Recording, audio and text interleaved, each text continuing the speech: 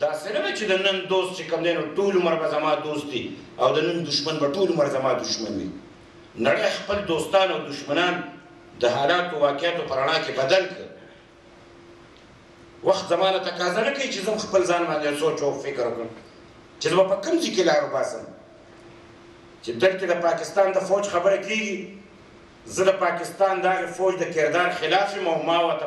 مونږ په پارلیمنټ کې ویلي دي، مونږ د ملک نه بهر نه دي ویلي. په کومه مورچه کې چې زه ناست په هغې پارلیمنټ کې مونږ د خپلو تحفظاتو اظهار کړی دی او دا د پاکستان په هسټرۍ کې چېرته شته دی نه چې ته به په حکومت کې ناست دی، د پارلیمنټ حصه دی، د یو صوبې به روغ اختیار د تا سره وي. مونږ کېناستو، د کابینې میټینګ هم وکړو، حیدر خان اوتي صاحب چې زموږ وزیر اعلی صاحب دی د هغه په سربراهۍ کې اجلاس وشو، د کابینې فیصله وشوه. ما د خپل حکومت د ترجمان په حیثیت بریفینګ وکړو او مونږ وویل چې زموږ د فوج په دې موجوده کاروای باندې تحفظات دي. دوی چې څه کوي، تاسو چې کومو خبرو ته اشاره وکړه، دا کاروایي چې کوم دی نو دا مؤثره نه ده، دا دې سره دهشتګردي ختمیږي نه بلکې دې سره نور هم مضبوطیږي او مونږ خرابېږو. دا زمونږ په ریکارډ ده، دا د بل چا په هسټرۍ کې او په تاریخ کې دا د عوامي نیشنل پارټۍ په ریکارډ ده چې نن تاسو د هغه د مشر ورځ مانځئ. اجمل خټک صاحب د هغې عوامي نیشنل پارټۍ خبره زه کوم او په دغه وخت کې ګرانو ملګرو چې کله بیا مونږ کېناستو نو مونږ یې مذاکرات کوو، مونږ د خلکو ووټ راکړو، په دې راکړو چې امن پکار دی. مونږ مذاکرات کول، نه امریکې غوښتل چې مونږ مذاکرات وکړو، نه د پاکستان دننه قوتونه غوښتل چې مونږ مذاکرات وکړو. داسې به په پاکستان کې څوک پیدا کړي چې نه به امریکا غواړي په دې وخت کې او نه به د پاکستان دننه مؤثر قوتونه غواړي چې مذاکرات وکړي او هغوی به کوي. مونږ امریکا هم قایل کړی دی او مونږ مؤثر قوتونه هم قایل کړي دي، نیغ په نیغه تلي مذاکرات هم کړي دي. دا چې ډېر خلک وایي چې یو ځل خو خبره به سره وکړئ، یو ځل خو یې په خوله کوئ. نو مونږ د کوم وخت نه چې د دې 1440 لکو پښتنو قرباني ورکړه، بیا هم چې زموږ حکومت رالو، مونږ وایو چې مونږ د باچا خان د فکر بچي یو او د عدم تشدد په لاره باندې ځړومبی نسخه زموږ دا ده چې هېڅ یو مسله د ګولۍ په ژبه نه حل کېږي. مینه او محبت او ورورولي او عدم تشدد پکار دی.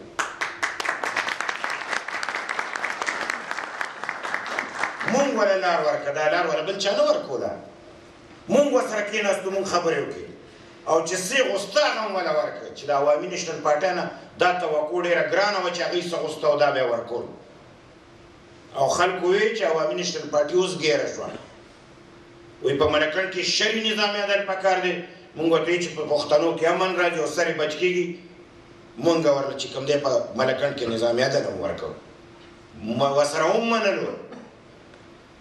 خو هغوی فرغونیت وکړو، تکبر یې وکړو. دی دا خیال و چې مونږ سره به یې خبرې کولې، دی حکومت دی او مونږ د دی مطلب چې لاندې خلک یو یا د دی اداره یو، مونږ برداشت کړي دي. مونږ چې مذاکرات له تلو، افراسیاب خټک صاحب هم زما هغه مو زه ورسره وم، هغه زمونږ د دغې مذاکراتي ټیم مشر و. په داسې حال کې مونږ خبرې کړي دي چې زما شاته به هم خودکش ولاړ او د افراسیاب خټک صاحب شاته به هم خودکش ولاړ او چې کوم خلکو به راسره خبرې کولې، ټوپک به ورسره په خوله کې و، شپېلی به زمونږ طرف ته وه او د دروازې په خوله کې به هم یو خودکش ولاړ. نو تصور وکړئ، نو بیا پته لګي چې د حقیقت څه دی. او په هغه وخت کې د هغې یو کمانډر و، رضوان ورته رضوان نوم اوس نشته دی، مړ شوی دی. مونږ سره چې خبرې کولې، رضوان نوم و، سور سپین لوړ دنګ و، ینګ هلک و، تور ویښته ډېر ښایسته، ږیره یې پرېښې وه، تور پټکی والی و. وایي چې تاسو هم ځان ته پښتانه وایي، ستاسو په وخت کې ټول پښتانه قتلېږي. ما خټک صاحب ته وایي چې که ستا اجازت وي د دې جواب به زه ورکړم. ما ورته وایي چې تا خو اعلان کړی دی، ته خو ټوپک په لاس ناست دی، خودکش دې زما شاته ودرولی دی. تا خو چې کوم دی د جنګ اعلان کړی دی، زما حکومت دی چې زه نن تا سره جنګ کوم، فوج زما دی،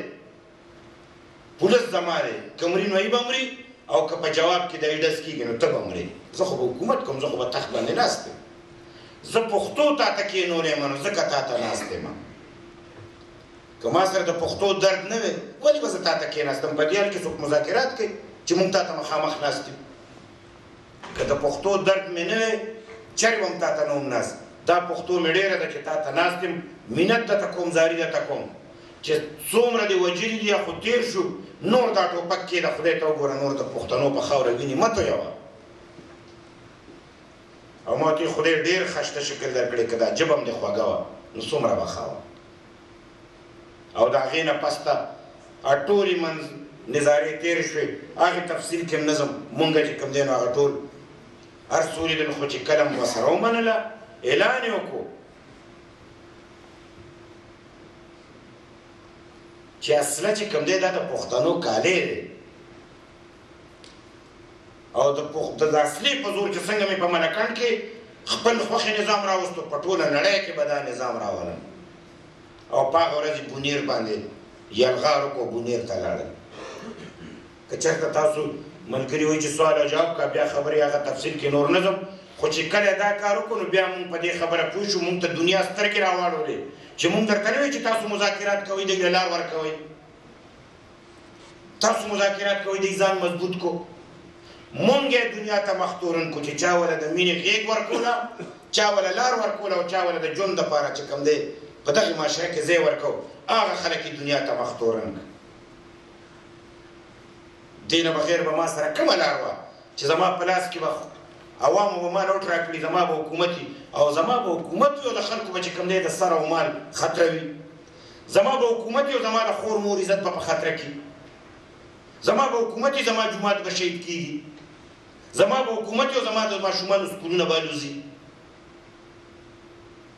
زما به حکومت وي او لارې کوڅې به لوټ کېږي او زما به حکومت وي او عدالتي نظام به چې کوم دی نو د بل چا چلېږي دا ممکن وه لہذا زما بله ذمهداري دا وه چې واک او اختیار حکومت زمونږ په لاس کې مونږ چې کوم دی د مذاکرات هم دا من په خاطر کړي او بیا هم کاروایي هم دا من په خاطر کړې ده او کاروایي چې کړې ده نو فوج سره کېناستو او ټیک خبرې مو سره کړې دي دا خبرې دا چې مونږ په تش په د ځان سره کوو دا مسلې نه حل کېږي دا چې د چا په لاس کې دی سره به کېنو د دې خبرې سره به معلومیږي او ټیک ورسره ناست و ورته مو وایي چې دا زمونږ پوزیشن و دغه زمونږ سیاسي جدوجهد و دا زمونږ فهم او اوس دته ګراوند په داسې جوړ دی چې اول د دهشتګردو سره خلکو مینه کوله اول به وله خلکو د ښځو به د خاوندانو نه پټ چې کوم دی نو کالي وښکل او دوی له به یې ورکړې تو څه چل دی دا چنده ده